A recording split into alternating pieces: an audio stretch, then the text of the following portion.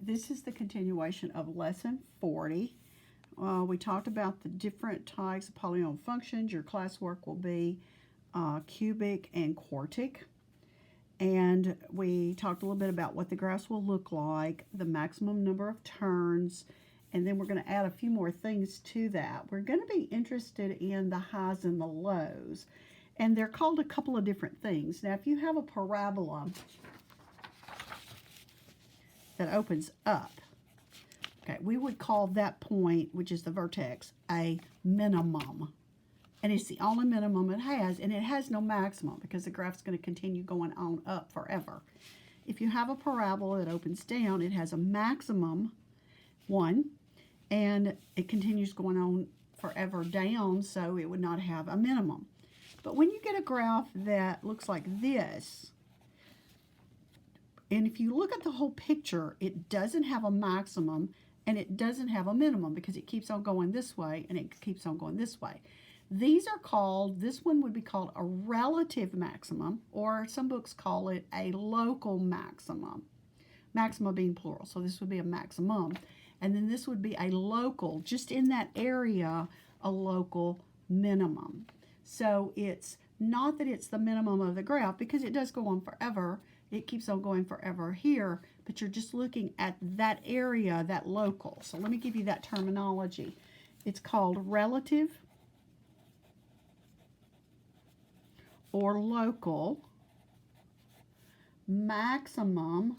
Let's see, I did minimum first last year, so I'll just do that. Minimum. And then plural is minima. Or relative local maximum, maxima.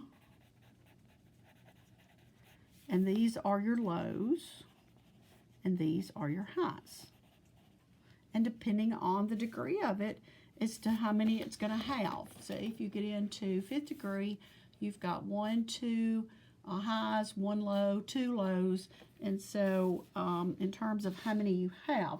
Now we'll be interested in the maximum number of turns, which we mentioned up here. And the formula is the degree minus 1. I think we said that the other day. 5 minus 1's 4, 4 minus 1's 3. So your maximum number of turns is the degree minus 1. And we're also interested in the total number of zeros. Now, we've called these solutions before because when you do equations, they're solutions. But when you're graphing it, your total number of, now we can call them x-intercepts. We tend to call them zeros now. And I'll put in parentheses x-intercepts.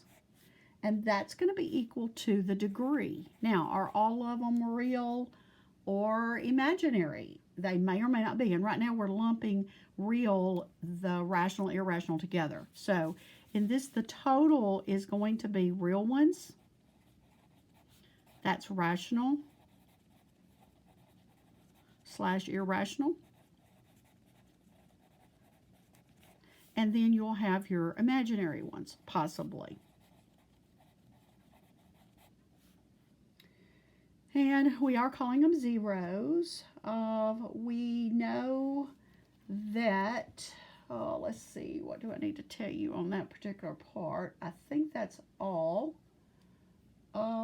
We've made the point before, and I think that's coming up in the next lesson. So I will tell you that imaginary zeros always come in pairs. I don't know that I'm going to write that down right now.